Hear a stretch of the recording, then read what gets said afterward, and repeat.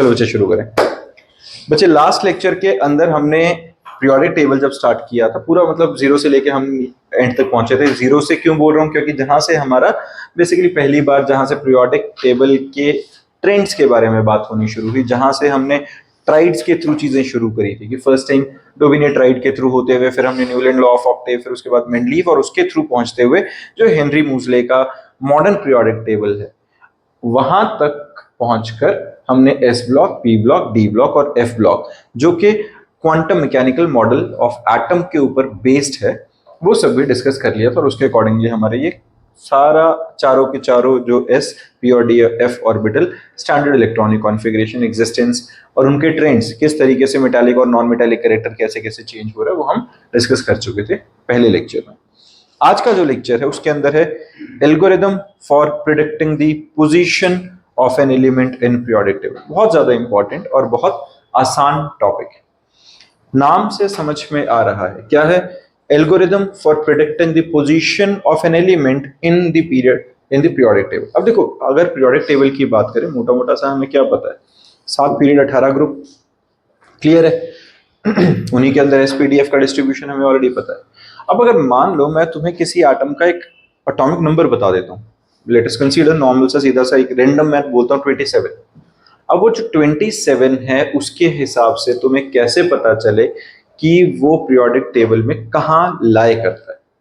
अब उसको समझने के लिए हमारे पास सीधा सा, अगर हम किसी तरीके से उसकी पोजीशन निकाल सकें, अगर मैं पीरियोडिक टेबल के अंदर पोजीशन बता सकूं, पोजीशन बता दूंगा मतलब मैं उसका पीरियड बता दूं, मैं उसका ग्रुप बता दूं, मैं उसका ब्लॉक बता दूं, तो हमें उसकी प्रॉपर्टीज खुद ही मिल जाएंगी कि नहीं, और हमें उसकी एग्जैक्ट पोजीशन समझ में आ जाएगी। तो इस पोजीशन को प्रिडिक्ट करने का तरीका क्या है? सबसे पहली स्टेप क्या है बेटा? Right the electronic configuration. कौन सी वाली? क्वांटम मैकेनिकल वाली, वो वाली नहीं, 288 वाली नहीं। कौन सी? 1s2 2s2 2p6 3s2, ये वाली पता है, आती है सबको। सबसे पहला स्टेप्स लिखते चलेंगे, नोट डाउन करो, बहुत छोटे में लिखना। पहला क्या बच्चे? Configuration, write down electronic configuration. Second step, find the principal quantum number of valence shell, that is n. It shows the period of element. It shows the n जो होगा वो क्या बताएगा? Period of element. सीधा लिखो, principal quantum number is equal to period of element, जो n हुआ, ठीक है। principal quantum number period बताएगा।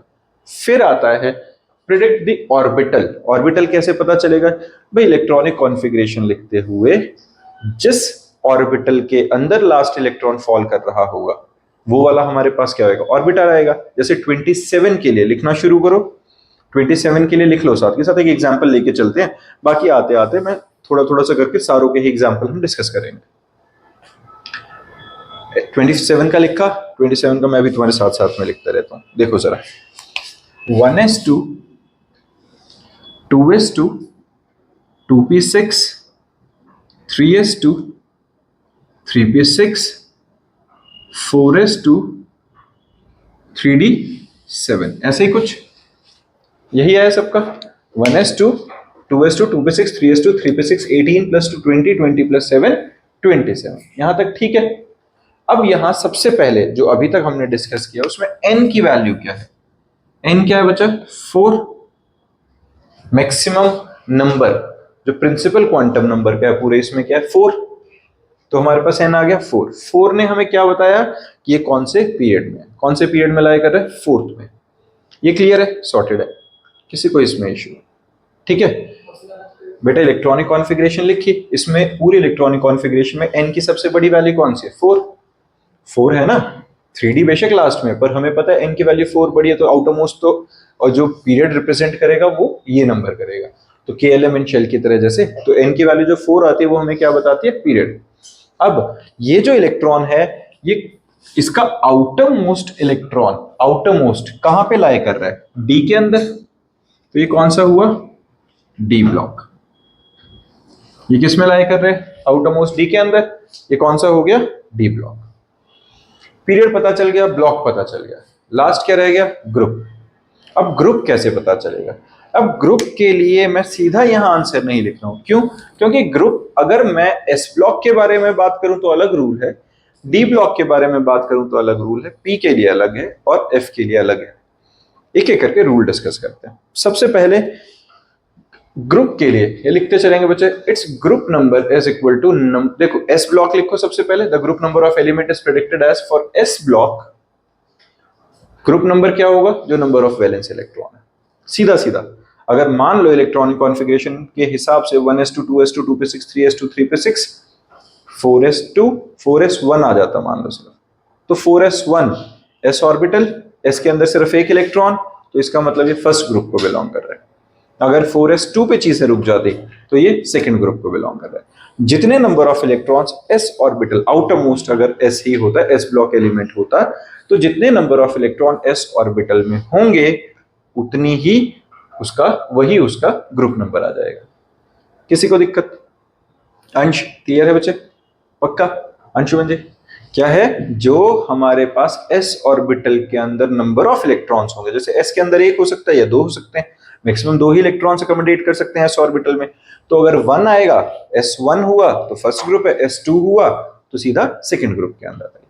सिंपल है, ठीक है।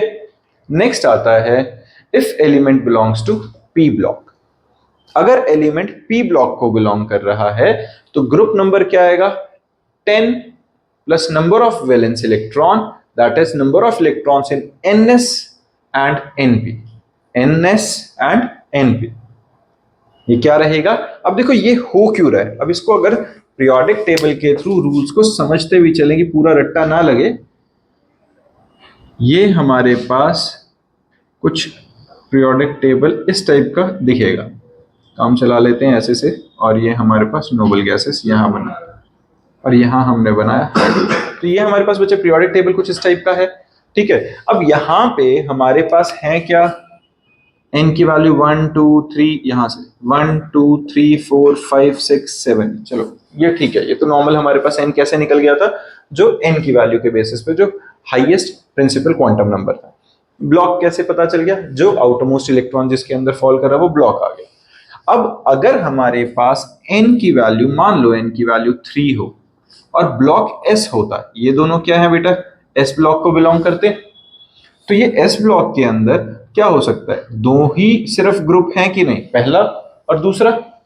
टोटल 18 ग्रुप्स होते हैं, ये पहला ये दूसरा, इसी के अंदर s के अंदर ही पहला और दूसरा, और उसके बाद थर्ड से लेके यहां तक 3 के आगे 10 ग्रुप्स हमारे किसके ऐड होंगे? डी ब्लॉक के, है ना? ऐसे ही होगा। कौन कौन से आएंगे? कौन कौन से आएंगे? Third, fourth, fifth, sixth, seventh, eighth, ninth, 10th, 11th और 12th ग्रुप तक सीधा सीधा डी ब्लॉक आया कि नहीं?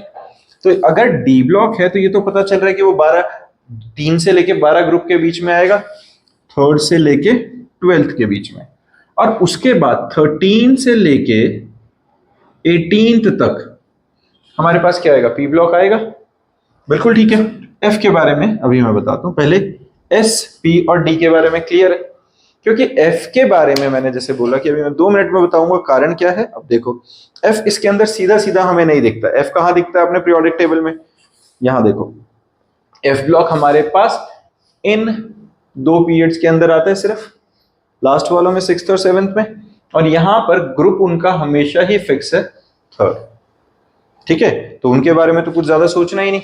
हमारे पास n की वैल्यू, अगर n की वैल्यू 6 है तो भी ग्रुप नंबर थर्ड, n की वैल्यू 7 है तो भी ग्रुप नंबर थर्ड, है कि नहीं? तो ये तो हमारे पास बिल्कुल फिक्स आ गए हैं कि इनका ग्रुप हमेशा थर्ड ही रहेगा अगर वो f ब्लॉक एलिमेंट है। सॉर्टेड है। अब अगर हम रूल को समझे, ns वाला रूल तो बहुत सीधा सा समझ में आ रहा है। s के अंदर मैक्सिमम 2 ही ग्रुप्स होते हैं, तो अगर एक इलेक्ट्रॉन आएगा तो 1 वाले में फॉल करेगा, 2 इलेक्ट्रॉन्स आएंगे तो सेकंड में।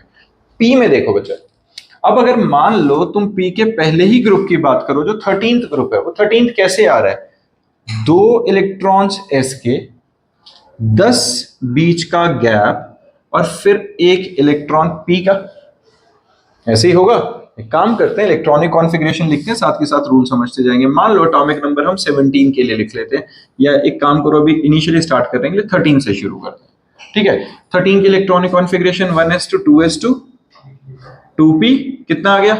1s2 2s2 2p 6 3s2 3p बिल्कुल ठीक है। अब देखो जो 3s2 होता, 3s2 के हिसाब से पहला, दूसरा, तीसरा, यहां की हम बात कर रहे हैं, यहां से चले, क्या डी ब्लॉक है बीच में? है ही नहीं। लेकिन ग्रुप के लिए तो मुझे सीधा सेकंड से 13 ग्रुप पे जंप करना पड़ेगा। तो 2 इलेक्ट्रॉन्स इसके प्लस 1 इलेक्ट्रॉन पी का, और बीच में जो ये 10 की जंप लगी, ये तो मैंडेटरी पी ब्लॉक आते ही है। तो रूल समझ में आया क्या हुआ? अगर मुझे पी ब्लॉक के लिए ग्रुप निकालना है तो क्या होगा? 10 जो कि मैंडेटरी है, पता चल रहा है कि वो 10 की जंप लगनी है, plus number of electron in NS and NP. क्या है? Number of electrons in NS plus NP, इसके अंदर 10 ऐड कर दो, सीधा सीधा हमें ग्रुप नंबर मिल जाएगा। सॉर्टेड है? समझ में आया? पक्का सबको? अगर मान लो यहां पे मैं अब एटॉमिक नंबर 15 के लिए लिखूं, 15 के लिए क्या आएगा बच्चा? 3s2 3p, कितना ऐड हो जाएगा? 2 आ जाएगा, सॉरी 3 आ जाएगा, ऐसे ही आएगा, ऐसे ही आएगा। तो 2 और 3 5, और साथ में उसमें 10 ऐड करो, तो हमारे पास 15th ग्रुप हमें मिल जाएगा। सीधी कहानी है। पक्का? एस के लिए क्या था? जितना number of electrons S orbital के अंदर वो हमारा ग्रुप। पी के लिए क्या था? सीधा 10 प्लस एनएस और एनपी, है ना। अब आते हैं डी के ऊपर। ये रूल समझ में आ रहा है सीधा सा? डी के लिए क्या होगा? डी का तो सीधा सीधा number of electron in S, number of electrons in S and D orbital. S और डी कैसे? देखो, if the element belongs to D, group number is equal to number of electrons in N minus D, N minus 1 D subshell and number of electrons in NS subshell. ये कैसे? Atomic number 30 के लिए लिख के देखते हैं। ठीक है, यहीं पे समझाता हूं। मैंने अभी यहां क्या लिखा है? Number of electrons in N minus 1 D and N F, इनके अंदर जितने इलेक्ट्रॉन्स होंगे वो हमारे पास ग्रुप नंबर बताएगा। ठीक है, n माइनस 1 क्यों? वहां अपने को पता है इलेक्ट्रॉनिक कॉन्फ़िगरेशन लिखते हुए डी ऑर्बिटल जब भी आएगा वो 4s के बाद आएगा। तो हमेशा, अगर इसी के लिए मान लो, इसी एग्जांपल को कंसीडर करते हैं अभी, 1s2 2s2 2p6 3s2 3p6 4s2 3d7। Clear है? यहां s में कितने इलेक्ट्रॉन है बेटा? ns2, 2 इलेक्ट्रॉन, n की वैल्यू 4, और n माइनस 1 d में कितने हैं? 7, n माइनस 1 किसकी वैल्यू क्या है? 3। तो ये 2 प्लस 7 कितना बना? 9th group. तो ये बात समझ में आई है? जिसका एटॉमिक नंबर 27 होगा वो कौन से ग्रुप में लाया करेगा? 9th ग्रुप के अंदर। समझ में आया? एक काम करो, zinc atomic number 30 electronic configuration लिखो और ग्रुप पीरियड सब कुछ निकाल के देखते हैं और ब्लॉक निकालते हैं। 1s2 2s2 2p6 3s2 3p6 4s2, कितने इलेक्ट्रॉन्स बच गए? यहां तक कितने हो गए? 20। तो क्या बचा अब? 3d 10। Done. Number of electrons गिनो, कितने कितने रह गए? 4 के अंदर 4s में 2 और d के अंदर 10, दोनों का सम किया, क्या बना? 2 प्लस 10 12th ग्रुप, मतलब ये लास्ट वाले ग्रुप है। ठीक है, और मैं अगर पीरियड की बात करूं, कैसे पता चलेगा? हमारे पास n की वैल्यू 4 है, तो सीधा सीधा 4th पीरियड के अंदर डी ब्लॉक एलिमेंट और 12th ग्रुप में। क्लियर है? हमें एग्जैक्ट प्रॉपर्टी समझ में आ रही है, ये एग्जैक्ट पोजीशन समझ में आ रही है उसकी। क्लियर है बच्चा? सीधा रूल है। इसके बाद हमारे पास आता है if the element belongs to F block. तो एफ ब्लॉक का तो सीधा ही है। एफ ब्लॉक में क्या रहेगा भाई? ग्रुप नंबर 3 फिक्स है, पीरियड 6 या 7 वो n के बेसिस पे हमें मिल जाएगा। डन है? पक्का? आदि बताओ बच्चा, क्या डाउट है? क्लियर है? डी ब्लॉक में काम करो, एक सिंपल सा एक लिखते हैं। हाँ जी, हमारे पास एटॉमिक नंबर 26 के लिए लिखो एक बार, इलेक्ट्रॉनिक कॉन्फ़िगरेशन लिखते हैं डी ब्लॉक का, डाउट क्लियर हो जाएगा। हाँ जी, n-1 कौन सा होता है बेटा? आउटर मोस्ट में, ध्यान से देखो, n-1 है 3d और ns है 4, तो 4s के 2 इलेक्ट्रॉन्स, n-1d के हैं 10, 10 प्लस 2 12।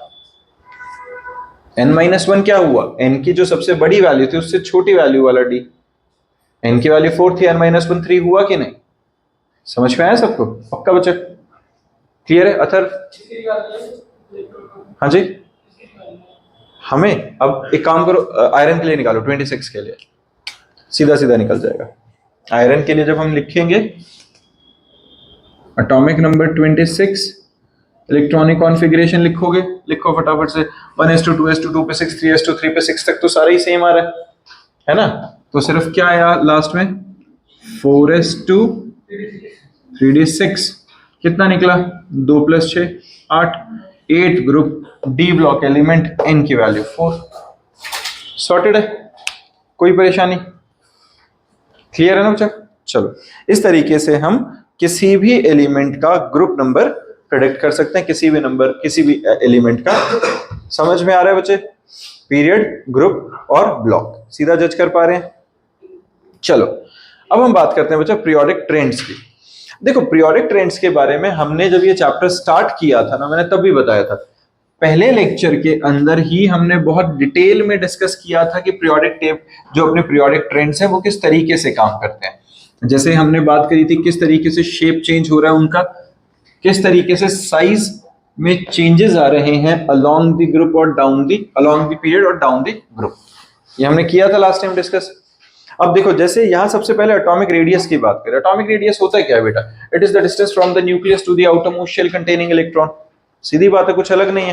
एटॉमिक रेडियस एटम का रेडियस, न्यूक्लियस यहाँ है, इलेक्ट्रॉन यहाँ है, इनके बीच का जो डिस्टेंस है दैट इज रेडियस। अब वो इलेक्ट्रॉन आसपास घूमेगा, है ना? तो ये जो रेडियस है इसको हम क्या कहते हैं? Atomic radius. कोवलेंट रेडियस क्या होता है? कोवलेंट रेडियस है जिस वक्त दो एलिमेंट्स एक दूसरे के साथ कोवलेंट बॉन्ड बना रहे हैं। कोवलेंट बॉन्ड कैसे बनता है? जब इसका इलेक्ट्रॉन इस न्यूक्लियस, मान लो यहां दो न्यूक्लियस हैं, दोनों के इलेक्ट्रॉन, अगर ये दो न्यूक्लियस है, इंडिविजुअली इलेक्ट्रॉन्स घूम रहे हैं, लेकिन ये न्यूक्लियस क्लोज आएंगे, इसका इलेक्ट्रॉन इसके इन्फ्लुएंस में और इसका इलेक्ट्रॉन इसके इन्फ्लुएंस में, इस तरीके से एक कॉमन एरिया में इलेक्ट्रॉन्स घूम रहे हैं, तो ये ऑर्बिटल्स ओवरलैप हो गए हैं। ऑर्बिटल ओवरलैप होने से इलेक्ट्रॉन्स की शेयरिंग हुई, बना क्या? Covalent bond. कोवेलेंट बॉन्ड बनेगा तो inter nuclear distance between the to covalently bonded atoms with single bond divided by 2। एक न्यूक्लियस और दो न्यूक्लियस के बीच का डिस्टेंस प्लस करा, 2 से डिवाइड करा, वो हमें कोवेलेंट रेडियस की वैल्यू दे देगा। सीधी कहानी है। फिर आता है मेटालिक रेडियस। मेटालिक रेडियस क्या होता है बेटा? It is defined as 1/2 of the internuclear distance separating the metal cores. Metal cores basically वही हमारे पास जो मेटल है, दो मेटल हैं एक सर्टेन डिस्टेंस पे हैं, उनके बीच के डिस्टेंस को हाफ में डिवाइड कर दो, वो हमारा मेटालिक रेडियस आता है। नेक्स्ट आता है वैन डर वाल radius, 1/2 of the distance between the nuclei of the two identical non bonded isolated atoms. ये जो वैन डर वाल फोर्सेस होते हैं, बेसिकली वैन डर वाल बहुत ज्यादा वीक है, वीक वैन डर वाल फोर्सेस ही इनका बल्कि नाम होता है। यहाँ पे दो एटम्स के बीच में एक्चुअल में कोई बॉन्ड नहीं है, इनमें कोई इलेक्ट्रॉन्स की शेयरिंग भी नहीं हो रही है, किसी रीजन से ये दो एटम्स आपस में बस साथ है, ठीक है? और अब इनके बीच में जो डिस्टेंस है, जितना भी ये डिस्टेंस है न्यूक्लियस के बीच में, अगर मैं उसका हाफ कर दूं तो वैन डर वाल रेडियस हो जाएगा। ये बात समझ में आई है? पक्का? क्लियर है? हाँ जी, ठीक है, सीधा से। उसके बाद हमारे पास है तो non bonded radius. Van der वाल ऑब्वियस है, देखो उनके बीच में कोई खास स्ट्रॉन्ग फोर्सेस है नहीं, वो आपस में बॉन्डेड नहीं है, उनका कुछ खास लेना देना नहीं है। ये मैंने पहले बताया है तुम्हें कि वैन डर वाल फोर्सेस का एग्जांपल सीधा क्या था, वो भाभी जी घर पे हैं वाला, याद है ना? भाभी जी घर पे हैं वाले में क्या था भाई, इसका इलेक्ट्रॉन जब इधर जाएगा तो पड़ोसी का इलेक्ट्रॉन आएगा इसके न्यूक्लियस की तरफ डोरे डालने, और जब ये इलेक्ट्रॉन वापस आ जाएगा तो ये इलेक्ट्रॉन घूम के उधर चला जाएगा, अब ये उसके न्यूक्लियस पे डोरे डाल रहा है। इनका आपस में कोई लेना देना नहीं है, बट उस चक्कर में, उस लालच में साथ रह रहे हैं बस पड़ोसी बन के। अब उनके दोनों के घरों के बीच के डिस्टेंस का आधा कर दो, वो वैन डर वाल फोर्सेस आ जाएगा, वैन डर वाल रेडियस आ जाता है। सिंस कुछ खास लेना देना नहीं है, इलेक्ट्रॉन क्लाउड आपस में ओवरलैप नहीं कर रहा है, तो उस वजह से जो रेडियस रहेगा वो सबसे ज्यादा रहेगा वैन डर वाल का। वैन डर वाल रेडियस इज ग्रेटेस्ट, फिर मेटालिक रेडियस, और सबसे लीस्ट है कोवेलेंट रेडियस। सॉर्टेड। अब आता है बच्चे स्क्रीनिंग और shielding effect. The electrons of inner shell are called core electrons, shield or screen the outermost electrons from the attractive pull of the nucleus. This effect is therefore called shielding और screening effect. देखो ये वाली चीज क्या है बच्चे, shielding और screening के अंदर हुआ क्या, बहुत सरल भाषा में अगर मैं समझाता हूं, सिंपल से समझते हैं। मैं कौन, न्यूक्लियस। न्यूक्लियस कौन, जिसके पास पॉजिटिव चार्ज है, बिल्कुल जायज सी बात है। पॉजिटिव आ कहां से रहा है, तुम सारे इलेक्ट्रॉन्स, तुम सबने फीस दी है, तो जहां एक इलेक्ट्रॉन ऐड होता है बदले में प्रोटॉन्स ऐड होते हैं, न्यूक्लियस स्ट्रांग होता जाएगा, इलेक्ट्रॉन्स को अट्रैक्ट करेगा अपनी तरफ। क्लासरूम पूरा हमारा एक तरह से शेल्स डिस्ट्रीब्यूशन है यहाँ पे। अब यहाँ पे कोई दो बच्चे आके बैठ गए यहाँ पे और यहाँ पे। ये दो बच्चे हैं S block elements. S block elements वो जो न्यूक्लियस के साथ घेर के ही बैठ गए हैं बिल्कुल। वो कह रहे हैं सारे डाउट कराओ हमारे, सारा फोकस दो हमें, बाकियों का हमें लेना देना नहीं है। जितना क्लोज आ सकते हैं उतना क्लोज बैठ के वो डाउट्स डिस्कस कर रहे हैं। मेरा जो इफेक्ट, जो मेरी अटेंशन बाकी बच्चों को भी चाहिए थी, उसको ये शील्ड कर रहे हैं, उसको स्क्रीन कर रहे हैं। तो इनकी स्ट्रॉन्ग शील्डिंग और स्क्रीनिंग इफेक्ट है। स्फेरिकल शेप का न्यूक्लियस, स्फेरिकल शेप का ऑर्बिटल न्यूक्लियस के आसपास मिनिमम रेडियस के साथ घूम रहे हैं। अब इलेक्ट्रॉन मैक्सिमम शील्ड कर रहे हैं न्यूक्लियस के चार्ज को। इसके बाद आता है पी ब्लॉक। पी ब्लॉक कौन, जो पहली बेंच या दूसरी बेंच के बच्चे। ये कौन है, ये है पी ब्लॉक एलिमेंट। इनके दिमाग में क्या है, फीस दी है लेकिन जान थोड़ी लेनी है। इज्जत से पढ़ते हैं, जितना पढ़ा रहे हैं ठीक है, थोड़ा खुद दिमाग लगाते हैं, थोड़ा पढ़ते हैं और ठीक से डिस्टेंस पे मेंटेन होके ठीक ठाक शील्ड और स्क्रीनिंग इफेक्ट दे रहे हैं न्यूक्लियस को। उसके बाद आते हैं चौथा पांचवा लास्ट वाले जो बेंचेस के आसपास वाले बैक बेंचेस। ये कौन है, डी ब्लॉक एलिमेंट। ये कौन है, ये अल्लाह के बंदे हैं। अल्लाह के बंदे कौन, जो आ रहे हैं वो बहुत ज्यादा न्यूक्लियस के साथ इंटरेस्टेड नहीं है। 10 इलेक्ट्रॉन्स, 10 इलेक्ट्रॉन्स मतलब 10 बच्चे, 10 बच्चों की फीस दे रहे हैं, लेकिन न्यूक्लियस तो स्ट्रांग हो गया, लेकिन वो न्यूक्लियस के साथ कुछ खास लाड प्यार नहीं रख रहे हैं। ठीक है, जो पढ़ा रहा है बोल रहे हैं, हमें कुछ खास लेना देना है नहीं। पीछे बैठ रहे हैं, अपना एंजॉय कर रहे हैं, पानी पी रहे हैं, खा रहे हैं, चिप्स खा रहे हैं, जो कर रहे हैं एंजॉय करके चले जाएंगे। न्यूक्लियस के साथ कुछ खास लाड प्यार नहीं है। अब सबसे लास्ट अरे हमारे डी ब्लॉक का के मुंह से पानी निकल गया। चलो, अब उसके बाद सबसे लास्ट में आते हैं खुद ही अल्लाह, खुद ही भगवान, बंदे नहीं, एफ ब्लॉक एलिमेंट। वो कौन, जो फीस तो दे रहे हैं पर क्लास में ही नहीं आते। वो कह रहे हैं ठीक है, जीवन जीना जरूरी है, क्लास में जाके बर्बाद करने के लिए नहीं। उनके हिस्से की फीस आ रही है, 14 इलेक्ट्रॉन्स हैं, 14 प्रोटॉन्स न्यूक्लियस में ऐड कर रहे हैं वो, लेकिन वो आ ही नहीं रहे। आ ही नहीं रहे तो उसका हुआ क्या, वो लीस्ट शील्डिंग और स्क्रीनिंग इफेक्ट या पुअरेस्ट शील्डिंग और स्क्रीनिंग इफेक्ट आता है। अब उससे हुआ क्या, अब यहां पे जो एफ ब्लॉक एलिमेंट वाले आने चाहिए थे, अब एफ वाले तो आए नहीं, न्यूक्लियस तो हो गया स्ट्रांग क्योंकि फीस तो आ गई है, अब जान प्राण तो है ज्यादा, तो मैं उनके हिस्से का जोर किस पे लगाऊंगा, डी ब्लॉक वालों पे। जो डी ब्लॉक एलिमेंट है, क्योंकि इलेक्ट्रॉनिक कॉन्फ़िगरेशन लिखते हुए हमें पता है कि एफ ब्लॉक आने से पहले तो आगे वाले का डी ब्लॉक पहले आ जाता है, तो अब मैं एफ ब्लॉक के हिस्से का जोर किस पे लगाऊंगा, डी वाले पे।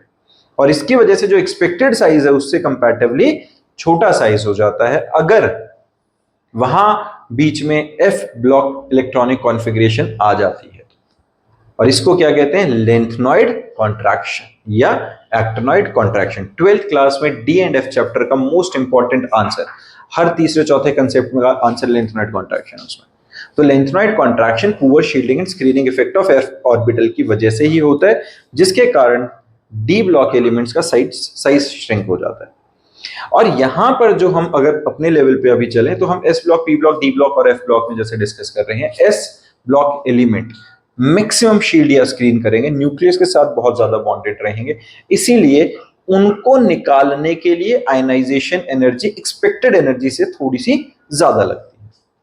क्लियर है? तो ये हमारे पास होता है बच्चा शील्ड और स्क्रीनिंग इफेक्ट। अब इसी के बेसिस पे D and F poor shielding effect देते हैं, वो डन है।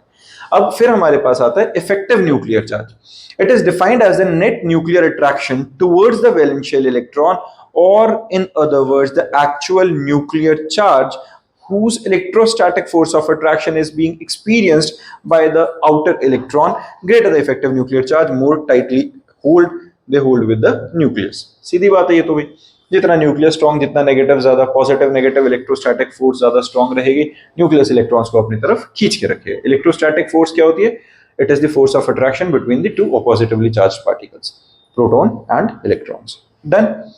अब है variation of atomic radii in periodic table. अब इस वेरिएशन पे ध्यान देते हैं। देखो सीधा सा क्या है, the atomic radii generally decreases from left to right. क्यों? लेफ्ट टू राइट जाते हुए, जैसा हमने फर्स्ट लेक्चर में डिस्कस किया था कि लेफ्ट टू राइट जाते हुए अगर हम बोहर मॉडल ऑफ एटम के हिसाब से भी समझे तो यहां अगर एक इलेक्ट्रॉन है, अगले वाले में कितना आता है? 2, अगले वाले में कितना आएगा? 3, फिर आएगा 4 और फिर आएगा 5 एंड सो ऑन। ऐसे ही चलता जाएगा कि नहीं? अगर ये सेम ही न्यूक्लियस के डिस्टेंस पे, अगर सेम ही न्यूक्लियस के डिस्टेंस पे उसी शेल के अंदर इलेक्ट्रॉन्स बढ़ते जा रहे हैं, साथ में प्रोटॉन्स बढ़ते जा रहे हैं, तो फोर्स ऑफ अट्रैक्शन बढ़ती जाएगी कि नहीं? फोर्स ऑफ अट्रैक्शन बढ़ती जाएगी, लेफ्ट टू राइट जाते हुए साइज डिक्रीज करता जाएगा। सॉर्टेड है। जब हम पीरियोडिक टेबल में लेफ्ट टू राइट चलते हैं तो n की वैल्यू सेम रहती है, मतलब सेम ऑर्बिटल के अंदर, सेम शेल के अंदर इलेक्ट्रॉन्स ऐड होते जा रहे हैं। Net effective nuclear charge increase होने की वजह से ओवरऑल साइज हमारा रिड्यूस हो जाता है। सॉर्टेड है। इसमें दिक्कत है किसी को? अब यहां पर चीजें बिल्कुल ठीक चल रही थी, साइज बिल्कुल एक सर्टेन पैटर्न में होना चाहिए था डिक्रीज, लेकिन ग्राफ पे ध्यान दो, lithium, beryllium, boron, carbon, nitrogen, oxygen, oxygen के बाद फ्लोरीन जो नीचे होना चाहिए था वो थोड़ा सा ऊपर क्यों है? अब हुआ क्या, वहां से लेफ्ट टू राइट आते आते साइज डिक्रीज कर रहा था, लेकिन यहां आते आते फ्लोरीन का एटॉमिक नंबर कितना है बेटा? 9। आउटर मोस्ट शेल में 7 इलेक्ट्रॉन्स, 7 प्रोटॉन, 7 इलेक्ट्रॉन। इतनी छोटी जगह पे इलेक्ट्रॉन्स कैसे रहेंगे? उनके बीच में इंटर इलेक्ट्रॉनिक रिपल्शन आ जाएगा। तो जितना साइज एक्चुअल में छोटा होना चाहिए था उसे थोड़ा सा रिपल्शन के कारण वो बड़ा हो गया। ठीक है, इसलिए ये यूजुअल ट्रेंड नहीं दिखा रहा है। यहां क्या होता है, यहां पर इंटर इलेक्ट्रॉनिक रिपल्शन आ जाता है। समझ में आई ये बात? जो हमारे पास न्यूक्लियस के आसपास साइज डिक्रीज होने से जो ऑर्बिटल का साइज छोटा होता जा रहा था, अल्टीमेटली नंबर ऑफ इलेक्ट्रॉन्स भी तो ज्यादा बढ़ते जा रहे हैं। इलेक्ट्रॉन्स को नेगेटिवली चार्ज पार्टिकल, सेम इतनी छोटी जगह पे इतना सारा नेगेटिव आएगा तो रिपल्शन आएगा, रिपल्शन आएगा तो थोड़ा सा फैल जाएंगे। ये बात समझ में आ गई है? सीधी चीज है। ठीक है, तो electrons of the same shell do not screen each other. एक तो ये ध्यान रखना, सेम शेल के इलेक्ट्रॉन्स आपस में स्क्रीन नहीं करेंगे। एस ब्लॉक वाले हैं, पी ब्लॉक वाले हैं, वो दूसरों को परेशान नहीं करे, आपस में सेम भाईबंदी फॉलो करेंगे। Exception, transition element shows a little variation in the atomic radii due to the poor shielding effect of d block elements.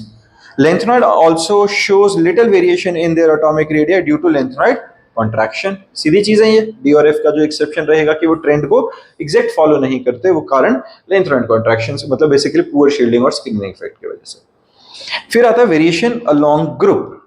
The atomic radii increases down the group. This is because electrons are added in successive shells. ये क्या हो रहा है, अगर ऊपर से नीचे की साइड आएंगे तो यहाँ देखो एक शेल थी, ये 2 शेल, नीचे आते आते क्या होएगा, एक शेल, ये दूसरी शेल, और अब तीसरी शेल में इलेक्ट्रॉन्स ऐड होंगे, और नीचे आएंगे तो ये 3 शेल और ये चौथी शेल में कहीं ऐड होंगे। तो ये ऊपर से नीचे आते हुए साइज इंक्रीज हो रहा है कि नहीं, है ना? सक्सेसिव शेल्स के अंदर इलेक्ट्रॉन्स ऐड हो रहे हैं, जैसे जैसे n की वैल्यू बढ़ती जा रही है, n की वैल्यू 2, 3, 4, 5, 6, 7 तक जैसे जाएगी वैसे वैसे शेल्स ऐड होती जाएंगी, हमारे पास जो साइज है वो कॉन्टिन्यूसली इंक्रीज होता जाएगा। इसके अंदर ऑब्वियस एक्सेप्शन हमारे पास क्या आएगा, फिर से मैं बताऊं, एक्सेप्शन आता है यहां पर। यहां ध्यान दो एक बार, डी ब्लॉक के अंदर स्कैंडियम से होते हुए ये जो देखो, इससे ग्रुप, ये जो हमारी थर्ड, ये basically first transition series, second transition series, third और फोर्थ सीरीज, ये डी ब्लॉक की सीरीज को बोल रहा हूं। ये पहली सीरीज, ये दूसरी, ये तीसरी, ये चौथी। पहले से दूसरी में साइज बढ़ता है बहुत, क्योंकि ऑब्वियस है शेल ऐड हो गई, लेकिन दूसरी से तीसरी में साइज इंक्रीज नहीं होता। क्यों? दूसरी से तीसरी में जाते हुए बीच में कौन आ गए, खुद अल्लाह, खुद भगवान। वो कौन? वो जो एफ ब्लॉक एलिमेंट्स है। एफ ब्लॉक एलिमेंट्स कौन? जो 14 इलेक्ट्रॉन 14 प्रोटॉन तो डाल रहे हैं, शील्डिंग दे नहीं रहे न्यूक्लियस को, तो उनके हिस्से का जोर किस पे लगा, डी वालों पे। तो यहां से जो बहुत साइज बढ़ता आ रहा था, यहां के नहीं बढ़ा। ये क्यों? Due to the poor shielding and screening effect of F orbital और लेंथनॉइड कॉन्ट्रैक्शन। ये समझ में आया? तो ये डी ब्लॉक के लिए थोड़े से इसके अंदर चेंजेस आ जाएंगे। उसके अलावा एक्सेप्शन तो हमने देख लिया, variation along group, the electron. बाकी जो रेगुलर ट्रेंड है वो हमने अभी डिस्कस कर ही लिया कि डाउन द ग्रुप हमारे पास क्या होगा, साइज इंक्रीज होता रहेगा। एक्सेप्शन यही है, among d block elements the radii increases from member of first series to the corresponding member of second series, but the radius of member of second series and third series are almost equal due to lengthenoid contraction. Done है, clear है। फिर आता है ionic radius. अब देखो ionic radius क्या होता है, it is inter nuclear distance that is radius of cation plus radius of anion.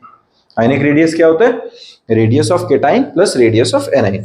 अब एक बात बताओ, केटाइन अपने को पता है क्या होता है, केटाइन पता है क्या होता है, कब बनता है, जब मेटल इलेक्ट्रॉन रिलीज करता है। एनाइन क्या होता है, जब नॉन मेटल इलेक्ट्रॉन को एक्सेप्ट करता है, रिसीव करता है। अब अगर कोई एटम इलेक्ट्रॉन रिलीज करेगा तो उसका साइज डिक्रीज होगा कि नहीं, होगा डिक्रीज। अगर मान लो मैं एक सिंपल सा एग्जांपल लगाता हूं, हमारे पास एल्यूमिनियम लिख लेते हैं, जो एल्यूमिनियम है एटॉमिक नंबर है उसका 13, जो बच्चों वाली अपना 283, ये बोहर वाली नोबल कॉन्फ़िगरेशन मैंने इलेक्ट्रॉनिक कॉन्फ़िगरेशन सॉरी लिख ली 283। मान लो एल्यूमिनियम ने एक इलेक्ट्रॉन रिलीज कर दिया, अगर वो एक इलेक्ट्रॉन रिलीज करेगा तो बनाएगा Al पॉजिटिव।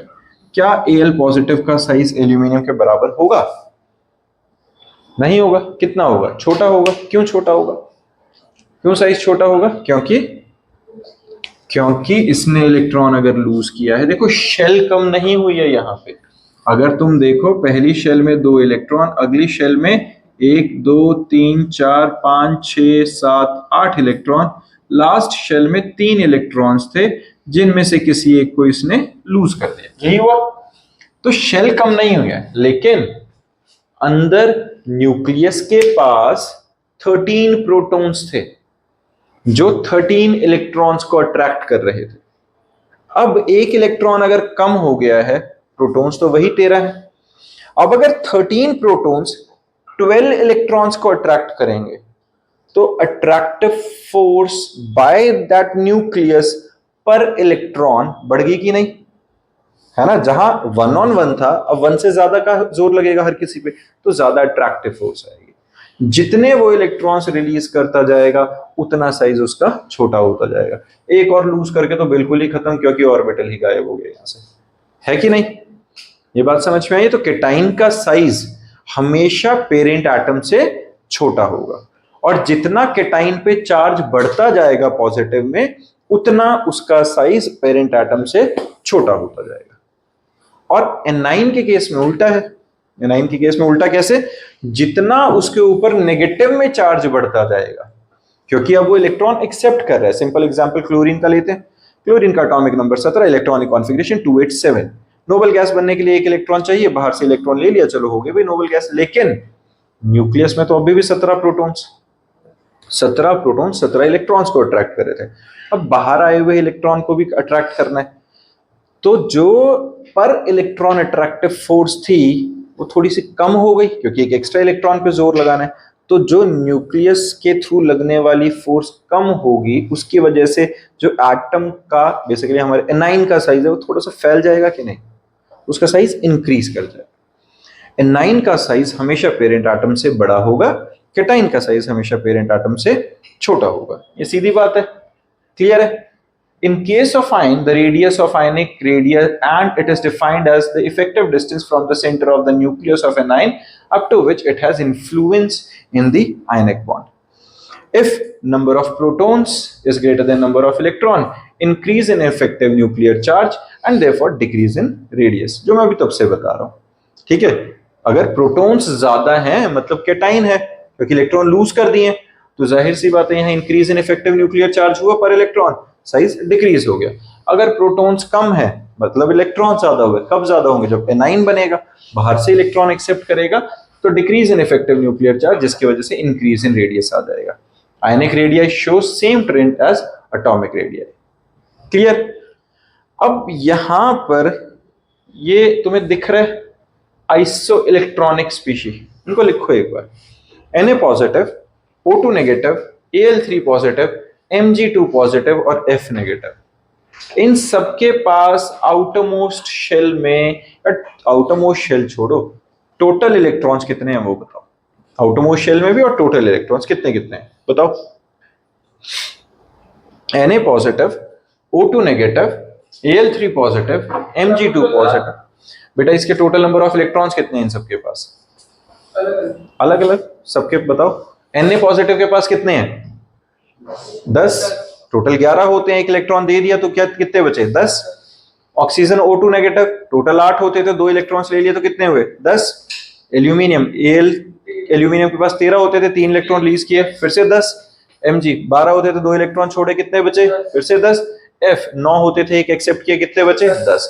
सबके पास 10 इलेक्ट्रॉन है, iso electronic species. Clear? Iso का मतलब सेम, इलेक्ट्रॉनिक स्पीशीज, ठीक है, बराबर बराबर अमाउंट ऑफ इलेक्ट्रॉन्स। अब इनमें सबसे बड़ा साइज किसका होगा? सबसे बड़ा साइज, हाँ जी बताओ। ऑक्सीजन का। सबसे बड़ा साइज ऑक्सीजन का होगा। इलेक्ट्रॉनिक कॉन्फ़िगरेशन लिखते हुए एटॉमिक नंबर के हिसाब से देखो, सोडियम का 11 है, एल्यूमिनियम का 13 है, मैग्नीशियम का 12, ऑक्सीजन का सबसे छोटा है एटॉमिक नंबर, तो इसका साइज फिर भी सबसे बड़ा होगा। परफेक्ट आंसर है भाई साहब। क्यों? क्योंकि ऑक्सीजन के पास न्यूक्लियस में सिर्फ 8 न्यूक्लियस थे, बाहर से 2, न्यूक्लियस में 8 प्रोटॉन्स थे, बाहर से 2 इलेक्ट्रॉन और एक्सेप्ट किए। जहां वो 8 इलेक्ट्रॉन्स को अट्रैक्ट कर सकता था, वो कितने को कर रहे हैं? 10 को। नेट न्यूक्लियर इफेक्टिव चार्ज घट गया, साइज इंक्रीज कर जाएगा। एनाइन पे जितना नेगेटिव चार्ज बढ़ेगा उतना साइज इंक्रीज कर जाएगा। केटाइन पे जितना साइज बढ़ेगा उतना साइज डिक्रीज करेगा। तो सबसे छोटा साइज सबसे बड़ा साइज। क्लियर है? तो इसको हम अगर सीधा सीधा लिखना चाहें तो क्या है? Ionic radii is inversely proportional to nuclear charge. Clear है? किसी को परेशानी? ठीक है, चलो अब आता है बच्चे आयनाइजेशन एंथैल्पी। आयनाइजेशन एंथैल्पी क्या होती है? देखो, ionization enthalpy is the minimum amount of energy required to remove an electron from the outermost shell of an isolated gaseous atom। इस डेफिनेशन को हम हमेशा बार बार डिस्कस करते रहते हैं, मोस्ट इंपॉर्टेंट डेफिनेशंस में से एक। फिर से डिस्कस करें, आयनाइजेशन एंथैल्पी नाम से समझ में आ रहा है, किसी एटम को आयनाइज होने के लिए, आयन में कन्वर्ट होने के लिए जितनी एनर्जी की जरूरत पड़ेगी, that is ionization enthalpy. Enthalpy मतलब एनर्जी, हीट की फॉर्म में, किसी भी फॉर्म में। आयनाइजेशन क्या हुआ? अगर कोई एटम अपने आउटर मोस्ट शेल से इलेक्ट्रॉन रिलीज करे, लेकिन ऐसे नहीं कि सीधा सीधा। अब देखो मेरी बात समझना, यहाँ पे मान लो मेरे पास एक आयरन का कोई पीस पड़ा है। आयरन का पीस क्या एक एटम है? नहीं, उसके अंदर तो करोड़ों लाखों पता नहीं कितने सारे एटम्स, छोटे से टुकड़े के अंदर भी। मैं बात कर रहा हूं एक एटम की। अब वो आयरन के जितने भी एटम्स आपस में बॉन्डेड क्यों? क्योंकि वहां पर एक बॉन्ड है, मेटालिक बॉन्ड। अब मेटालिक बॉन्ड के कारण इतने सारे एटम आपस में चिपके हुए, बहुत सारे एटम सारे के सारे आपस में बॉन्डेड हैं, चिपके हुए। तो सबसे पहले मुझे क्या करना पड़ेगा? इसको तोड़ के एक एटम अलग करना पड़ेगा। इसको क्या कहते हैं? Enthalpy of atomization. कर दिया। अब एंथैल्पी ऑफ एटमाइजेशन के बाद अकेला एटम है, पर ये अभी भी आयनाइजेशन के लिए रेडी नहीं है। इसको मुझे और एनर्जी देके क्या करना पड़ेगा? गैसियस फॉर्म में कन्वर्ट। अब जब ये गैसियस फॉर्म में अकेला एक एटम है, ये क्या है? Isolated gaseous atom. आइसोलेटेड मतलब बाकी किसी और फोर्स का लेना देना नहीं, किसी एटम का लेना देना नहीं, आइसोलेटेड फॉर्म में है, गैसियस फॉर्म में है। अब जितनी मुझे इसे एनर्जी देनी पड़े कि इलेक्ट्रॉन रिलीज कर दे from the outermost shell is ionization energy. The minimum amount of energy required to lose an electron from an isolated gaseous atom is ionization energy, your ionization enthalpy. Clear है? किसी को परेशानी बच्चे इसमें? ठीक है, ये बात समझ में आई है। अब X गैसियस फॉर्म में एटम, डेल्टा H दिया, एक इलेक्ट्रॉन रिलीज किया, X पॉजिटिव बन गया, डेल्टा H की वैल्यू पॉजिटिव। क्यों? Ionization energy is the amount of energy which we have to supply to the atom. तो जब भी कोई सिस्टम जो अंडर ऑब्जर्वेशन है, अगर हम उसे एनर्जी देंगे और वो एनर्जी एब्जॉर्ब करेगा, तो उस एनर्जी को हम क्या कंसीडर करते हैं बच्चा? पॉजिटिव। बात समझ में आई है? Energy absorbed by the system is positive, energy released by the system is negative. ये हमारे पास थर्मोडायनामिक्स में हम बहुत डिटेल में कंसेप्ट समझेंगे, ठीक है। अब मजे की बात है कि फिजिक्स के थर्मोडायनामिक्स और केमिस्ट्री के थर्मोडायनामिक्स में एनर्जी के एब्जॉर्ब होने की और एमिट होने के बेसिस पे प्लस माइनस का साइन चेंज होता दिखेगा, उसका कारण चलो तब डिस्कस करेंगे। लेकिन अभी के हिसाब से मैं सीधा सा समझाऊं तो क्या है, फॉर द टाइमिंग अगर जिस भी चीज को हम अंडर ऑब्जर्वेशन रख रहे हैं that is system, and if that system absorbs energy it is considered as positive, if it releases energy it is considered as negative। किसी भी एटम से इलेक्ट्रॉन निकालना है तो हमें खुद एनर्जी देनी पड़ेगी। खुद हम किसी को एनर्जी दे रहे हैं, सप्लाई कर रहे हैं सिस्टम को, तो सिस्टम एब्जॉर्ब कर रहा है, तो हमारे पास H क्या हो गया, डेल्टा H हो गया पॉजिटिव। तो आयनाइजेशन एनर्जी हमेशा पॉजिटिव है। क्लियर है ये बात? तो यहां पर अब X को, किसी एटम को अगर मैं आयनाइजेशन एनर्जी सप्लाई करता हूं तो वो क्या करेगा, वो इलेक्ट्रॉन रिलीज कर देगा एनर्जी को एब्जॉर्ब करके। क्लियर है ये बात? अब सक्सेसिव आयनाइजेशन एंथैल्पीज का क्या लॉजिक है? सक्सेसिव का मतलब है, अगर मैंने एल्यूमिनियम का एग्जांपल लिया, एल्यूमिनियम टोटल मिला के 3 इलेक्ट्रॉन्स रिलीज कर सकता है। पहला इलेक्ट्रॉन रिलीज करा तो ऑब्वियस एनर्जी देनी पड़ी, दूसरे के लिए भी एनर्जी, तीसरे के लिए भी एनर्जी। लेकिन क्या तीनों बारी में बराबर एनर्जी लगेगी? नहीं लगेगी। क्यों? क्योंकि जब पहला इलेक्ट्रॉन रिलीज हुआ 13 protons were engaged in providing nuclear charge to 13 electrons, 1-on-1 force आ रही है, ठीक ठाक एनर्जी के साथ पकड़ा हुआ। अब जैसे ही एक इलेक्ट्रॉन गया, न्यूक्लियर साइज डिक्रीज हुआ, नेट इफेक्टिव न्यूक्लियर फोर्स पर इलेक्ट्रॉन इंक्रीज हुई। अब जो न्यूक्लियस है वो 12 इलेक्ट्रॉन्स को खींच रहा है, तो 13 की जगह 12 को खींचेगा तो ज्यादा जोर से खींचेगा। अब दूसरा इलेक्ट्रॉन निकालने के लिए ज्यादा एनर्जी लगेगी नहीं, तो सेकेंड आयनाइजेशन एंथैल्पी फर्स्ट से हायर होगी। अब जब 2 इलेक्ट्रॉन रिलीज हो गए, बच्चों बंद करो, जब 2 इलेक्ट्रॉन रिलीज हो गए तो अब क्या हुआ, अब और साइज डिक्रीज हो गया। अब साइज डिक्रीज हो गया, नेट इफेक्टिव न्यूक्लियर चार्ज पर इलेक्ट्रॉन और बढ़ गया। अब तो तीसरा इलेक्ट्रॉन निकालने में आफत आ जानी, बहुत ज्यादा एनर्जी लगेगी कि नहीं? तो सक्सेसिव आयनाइजेशन एनर्जीज हर बार क्या होंगी, इंक्रीज होती जाएंगी। किसी को दिक्कत है इसमें? ये पॉइंट समझ में आ रहा है कि जैसे जैसे हम इलेक्ट्रॉन निकालते जाएंगे वैसे वैसे नेट इफेक्टिव न्यूक्लियर चार्ज या नेट इफेक्टिव न्यूक्लियर फोर्स पर electron by the nucleus increase होती जाएगी, जिसकी वजह से इलेक्ट्रॉन का निकालना मुश्किल होता जाएगा और आयनाइजेशन एनर्जी का अमाउंट इंक्रीज होता जाएगा। सॉर्टेड है? delta H1 is less than delta H2 is less than delta H3. Delta H3 is the amount of energy required to lose the third electron from aluminum. That is successive ionization energy for third electron सबसे ज्यादा होगी। Sorted है? किसी को परेशानी? अब यहाँ कुछ फैक्टर्स आते हैं affecting the ionization enthalpy। सबसे पहला फैक्टर स्क्रीनिंग और शील्डिंग इफेक्ट। अब स्क्रीनिंग और शील्डिंग तो सामने से ही बता रहा है भाई क्या था। मैंने जैसे एग्जांपल दिया था, एस ब्लॉक वाले इलेक्ट्रॉन्स यहाँ पे हैं, बिल्कुल मेरे साथ बैठे हैं, बहुत ज्यादा एंगेज्ड है। और सिर्फ ये 1s की बात नहीं कर रहा, अगर वो 2s होते, 3s होते, 4s होते तो 1s ठीक है पास में, 2s उसके पीछे यहीं पे बैठे हैं, लेकिन 2s के बाद 2p6 आके फिर 3s होगा, मतलब p वाले बैठ के पीछे s है, तो s वाले अभी भी मेरे साथ इन्वॉल्व बहुत ज्यादा है ना। p वालों के पीछे जो बैठे हैं वो s वाले होंगे, 1s2, 2s2, 2p6, 3s2। तो ये 3 वाले जो 3s वाले हैं वो तो न्यूक्लियस के साथ बहुत ज्यादा एंगेज्ड है, तो क्या उनका निकलना आसान होगा? बिल्कुल भी नहीं होगा। वो न्यूक्लियस के साथ बहुत ज्यादा अट्रैक्टिव फोर्स के साथ बॉन्डेड है, तो इसी की वजह से जिस उनका स्क्रीनिंग इफेक्ट जो था वो बहुत ज्यादा हाई था। In general greater is the screening और shielding effect, easier is the removal of loosely bound electron and lesser is the ionization enthalpy. अब ये क्या बात करें, मैं क्या बोल रहा हूं, जितनी, मैंने तो अभी उल्टा बोला है, वो उल्टा किसके रेफरेंस में बोला अब समझना। मैंने अभी क्या बोला, एस ब्लॉक का निकलना मुश्किल होगा, लेकिन अब एस ब्लॉक ने न्यूक्लियस के चार्ज को ऑक्यूपाई करा, उसकी वजह से डी ब्लॉक पीछे मजे ले रहे, क्योंकि मेरा सारा ध्यान तो एस ब्लॉक पे, तो डी ब्लॉक वाले भाई सब ऑलमोस्ट बैक पक करके बैठे हैं, अभी थोड़ा सा और ध्यान ना दे तो निकल जाए। ये है डी ब्लॉक एलिमेंट। क्यों डी ब्लॉक का निकलना आसान हुआ है? Due to the strong shielding and screening of S. जो पुअर शील्डिंग एंड स्क्रीनिंग वाला देगा वो तो आराम से निकल ही जाएगा, उठा लिया बैग से, शिकारी बैठ जाओ। In general, greater is the screening and shielding effect. Easier is the removal of loosely bound electron. ये समझ रहे हो? ये कौन से इलेक्ट्रॉन्स का निकलना आसान है? जो loosely bounded है आउटर मोस्ट शेल में, क्योंकि S वाला न्यूक्लियर चार्ज को शील्ड करता रहेगा। तो जो आउटर मोस्ट शेल में loosely bounded इलेक्ट्रॉन उस तक न्यूक्लियस का चार्ज मिनिमम पहुंचेगा, उसका निकलना आसान हो जाएगा।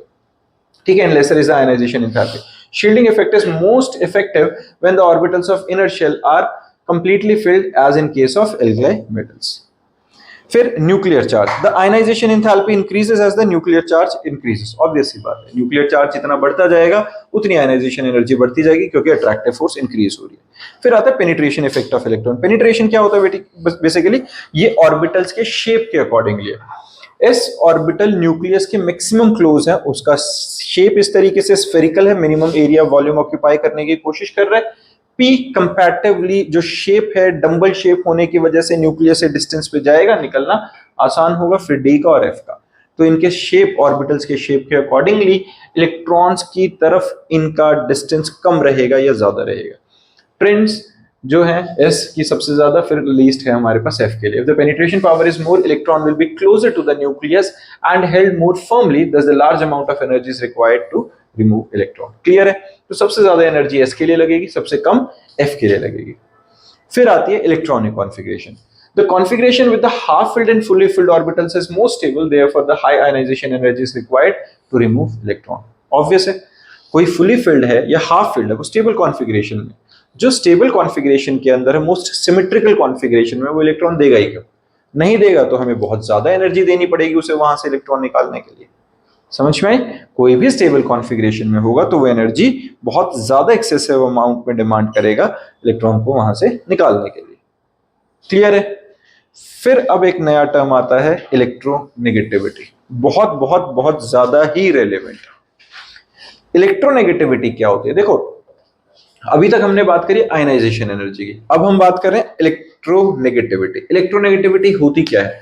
देखो आयनाइजेशन में था जब अकेला एक एटम था जिसके आउटरमोस्ट से हम इलेक्ट्रॉन निकाल रहे थे। इलेक्ट्रोनेगेटिविटी है जब बॉन्ड बन चुका है, वहां कोवेलेंट बॉन्ड है। कोवेलेंट बॉन्ड समझ में आता है, एक इलेक्ट्रॉन तुम्हारा एक इलेक्ट्रॉन मेरा, दोनों आपस में शेयर करके बॉन्ड बना रहे हैं, ना मैं तुम्हें डोनेट करूं ना तुम मुझे डोनेट करो, इलेक्ट्रॉन क्लाउड बराबर बराबर बीच में शेयर हो। बिल्कुल ठीक। लेकिन अगर मेरी इलेक्ट्रोनेगेटिविटी ज्यादा है, रिलेटिव इलेक्ट्रोनेगेटिविटी, इलेक्ट्रोनेगेटिविटी क्या है? It is the tendency to attract the shared pair of electron toward itself. जो इलेक्ट्रॉन क्लाउड बीचों बीच होना चाहिए था वो मेरी तरफ ज्यादा आएगा, मेरी इलेक्ट्रोनेगेटिविटी ज्यादा होने के कारण। तो इस टेंडेंसी को हम क्या कह रहे हैं? Electronegativity. It is the tendency to attract the shared pair of electron toward itself, जिसकी वजह से जो एक otherwise neutral non polar molecule होना चाहिए था उसमें पोलैरिटी आ गई है। पोलैरिटी क्या कहते हैं बच्चों किस चीज के लिए?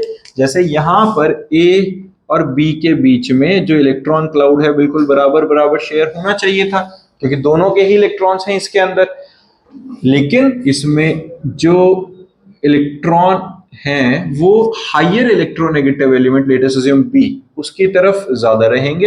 इलेक्ट्रॉन क्लाउड शिफ्ट हो जाएगा बी की तरफ, इस पे डेल्टा नेगेटिव, इस पे डेल्टा पॉजिटिव आ गया, जो कि अदरवाइज एक न्यूट्रल मॉलिक्यूल था वो पोलराइज हो गया, उसके अंदर पोलैरिटी राइज हो गई। क्लियर है? ये बात समझ में आई है? अब फिर एक टर्म आती है electron gain enthalpy. Ionization clear है, इलेक्ट्रोनेगेटिविटी क्लियर है, अब है electron gain enthalpy. Electron gain enthalpy का मतलब देखो मेटल्स है इलेक्ट्रॉन रिलीज कर रहे हैं, नॉन मेटल इलेक्ट्रॉन एक्सेप्ट करेंगे, तो गेन एंथैल्पी है it is the amount of energy released. जो नॉन मेटल है वो खुद अपने पास से एनर्जी रिलीज करता है, प्रोवाइड करता है किसी मेटल को कि भाई ये रही एनर्जी, तो इलेक्ट्रॉन छोड़ तो मैं एक्सेप्ट कर लूं। और जितना ज्यादा डेस्पिरेशन होगी, जितना ज्यादा वो इलेक्ट्रॉन को एक्सेप्ट करना चाहेगा उतनी ज्यादा एनर्जी छोड़ेगा, जितना ज्यादा एनर्जी छोड़ेगा उतना नॉन मेटालिक कैरेक्टर ज्यादा होगा। That means electron gain enthalpy, उसने अगर इलेक्ट्रॉन गेन किया है तो एनर्जी रिलीज करी है। When an electron is added to the gaseous atom in its ground state, to convert it into negative ions, the enthalpy change in the process is known as electron gain enthalpy. Or electron gain enthalpy of an electron is the amount of energy released or absorbed. अभी absorbed वाला case कब आएगा? जब किसी case में electron वो छोड़ना ही नहीं चाहता, न्यूक्लियस ने पकड़ा हुआ, हम कह रहे हैं नहीं नहीं, मतलब वो इलेक्ट्रॉन लेना नहीं चाहता, हम कह रहे हैं नहीं नहीं भाई साहब आपको लेना पड़ेगा, तो साथ में हमें एनर्जी सप्लाई करनी पड़ रही है। मान लो मैं किसी केस में कहता हूं कि नोबल गैस है, मैं नोबल गैस को जाके बोल रहा हूं भाई साहब रखो इलेक्ट्रॉन, वो क्यों रखे, उसको जरूरत तो है नहीं, पर हम कह रहे हैं नहीं नहीं रखो रखो जबरदस्ती, तो जबरदस्ती हमें ही एनर्जी देनी पड़ रही है अपने इलेक्ट्रॉन के साथ, तो उस केस में वो एब्जॉर्ब का केस आएगा। या किसी ऐसे केस में मुझे चाहिए तो दो इलेक्ट्रॉन्स है, पहले इलेक्ट्रॉन के लिए तो मैंने एनर्जी लगा दी और दूसरे के केस में अब थोड़ी दिक्कत आ रही है, अब तो नहीं मैं बोल सकता कि और दो। तो क्या हो रहा है, सामने वाला ही मेरी इज्जत रखने के लिए कह रहा है लो सर कोई बात नहीं आप रखो।